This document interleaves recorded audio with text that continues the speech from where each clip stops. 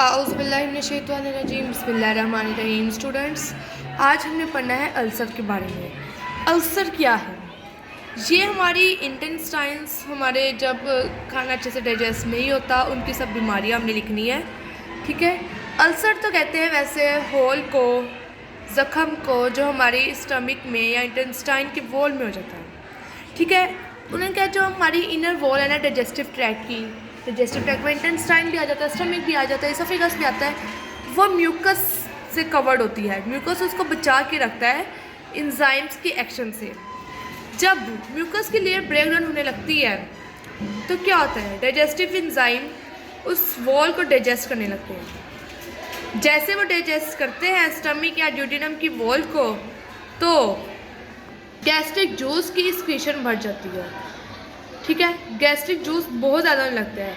अब इस वजह से क्या होता है, एक सुराख, एक ज़ख़म हो जाता है जिसको हम कहते हैं अल्सर। ठीक है। ये इतना सीवर होता है कि हमारी वॉल्स में होल हो जाता है, सुराख हो जाता है, बिकॉज हमारा म्यूकस ही नहीं है। प्रोटेक्ट कौन करेगा हमारे एसिडिटी फूड से? तो content of track spill into abdominal cavity. जितना भी ट्रैक का कंटेंट होता है वो एब्डोमिनल कैविटी में फैल जाता है। ठीक है।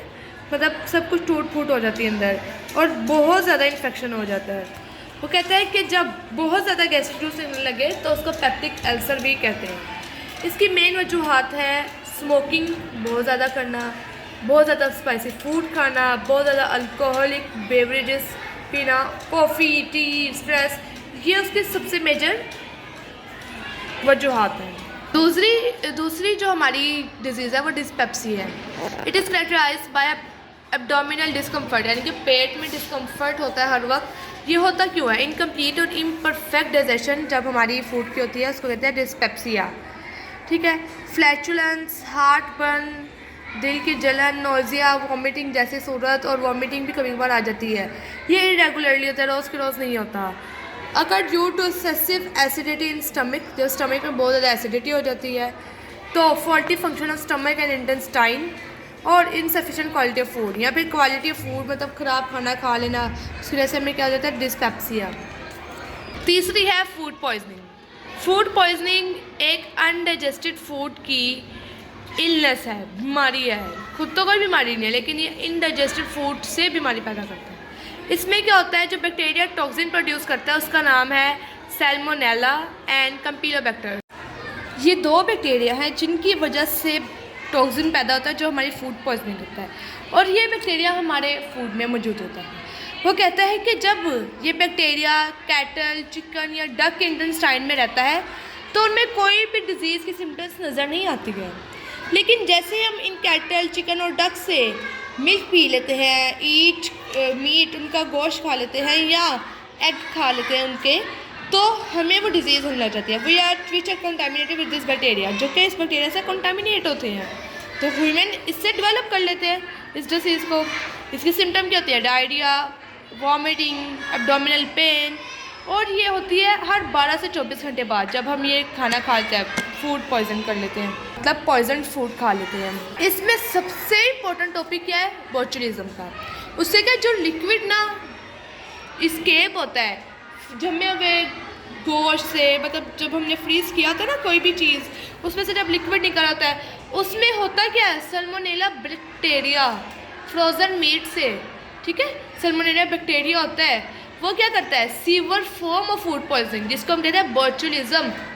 बोचुलिज्म क्या, sewer form of food poisoning है। ये किस वजह से होते हैं? क्लोस्ट्रीडियम बोचुलिनम। और ये होती क्यों है? डेवलप बाय इम्प्रॉपर कैंड और प्रिजर्व फूड। जो कैंड खाना फूड लेते हैं या प्रिजर्व फूड जो पहले से सेव पड़ा होता है, तो उसकी वजह से क्या होने लग जाती है, बोचुलिज्म। इसका डायरेक्ट एक्शन किस पे होता है? हमारे CNS, सेंट्रल नर्वस सिस्टम पे। जब ये सेंट्रल नर्वस सिस्टम पे एक्ट करता है तो क्या करता है, कार्डिक और रिस्पिरेटरी पैरालिसिस कर देता है, मतलब दिमागी तौर पे और रिस्पिरेटरी तौर पे हम क्या पैरालाइज हो जाते हैं। इसकी वो क्या है सिम्टम्स? फटीग होने लग जाती है, जल्दी थक जाते हैं, डिजीनेस, बेहोशी तारी होती है, ये दो चीज़ें नजर आती है, डबल विजन, हेडेक, सर में दर्द, नोजिया, वॉमिटिंग, डायरिया और एब्डोमिनल पेन। दूसरी बड़ी डिजीज़ जो उसने डिस्कस किया यहाँ वो है ओबेसिटी। ठीक है।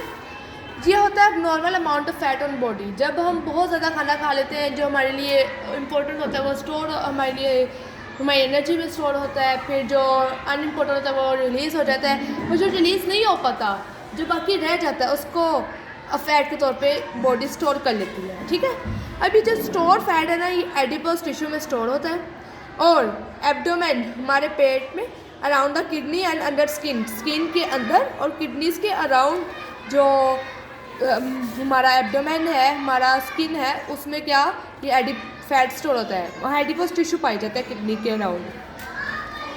अब कहते हैं वो सर्टन सेल एक्यूमुलेट, बहुत ज़्यादा सेल ना साइटोप्लाज्म में, अपने साइटोप्लाज्म में फैट्स के ड्रॉप को जमा कर लेता है। जब ये ड्रॉप ऑफ फैट ज्वाइन करते हैं एक दूसरे से तो ग्लोब्यूल ऑफ फैट बना देते हैं सेल के मिडल में। जब ये middle of cell globule of fat बनाते हैं तो साइटोप्लाज्म क्या हो जाता है, थिन लेयर में हो जाता है, न्यूक्लियस को वो साइड पे कर देते हैं और इस तरह क्या होता है, high blood pressure, heart disease, diabetes mellitus और स्टमक डिसऑर्डर, इतनी बड़ी बड़ी बीमारियां होने लग जाती है सिर्फ एक ये डबल खाने से, हर ओवर ईटिंग करने से हमारा फैट स्टोर होने लग जाता है एडिपोज टिश्यू में।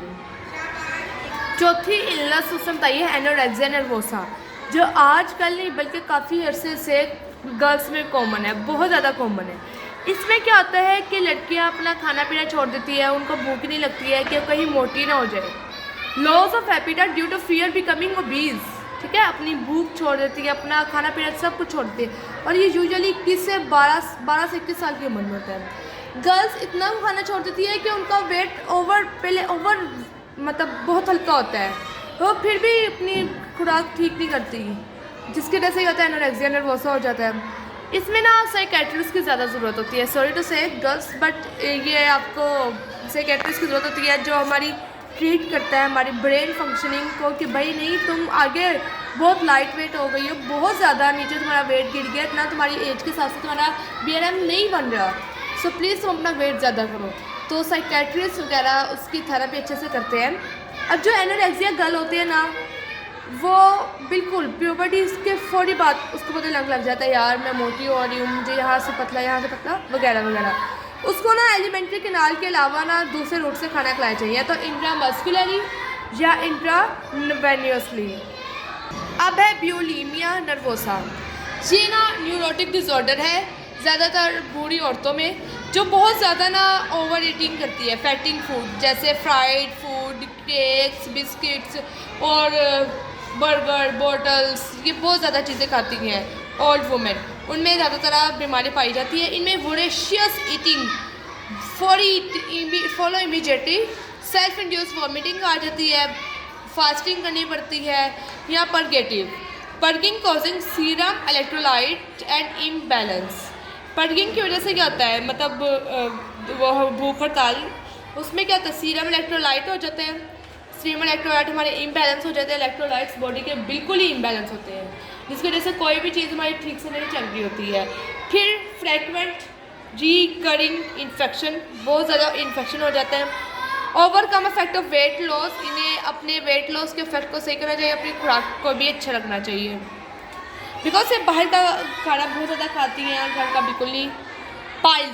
पाइल्स एक हीमोरेड मैसिस है, डायलेटेड टॉर्चुअस वेन्स इन एनोरेक्टल, यानी कि हमारी रेक्टम में ये मैसिस इकट्ठे हो जाते हैं, टॉर्चुअस वेन, ठीक है।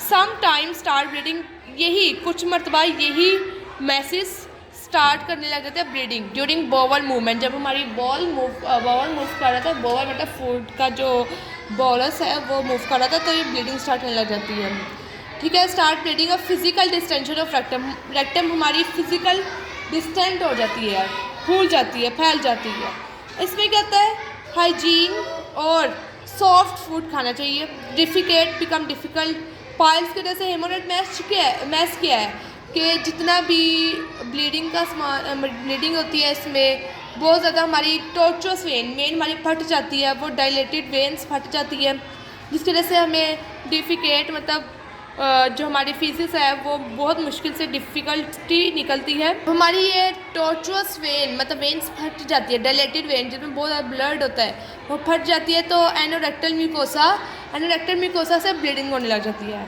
यानी कि रेक्टम के म्यूकोसा से ब्लीडिंग होने लग जाती है और रेक्टम फैल जाता है नॉर्मली, ठीक है। कॉजेज अदर सिम्टम्स ऑफ इल, ये ना खुद बीमारी नहीं है लेकिन दूसरी बीमारी की वजूहात ज़रूर है। ये सिर्फ इसलिए क्या करना है, वेन्स ने फटना है और कुछ नहीं, टॉर्चरस वेन ने फटना है, ठीक है। और ये हमारा था आज का टॉपिक। मिलते हैं नेक्स्ट टॉपिक में। अल्लाह हाफिज़।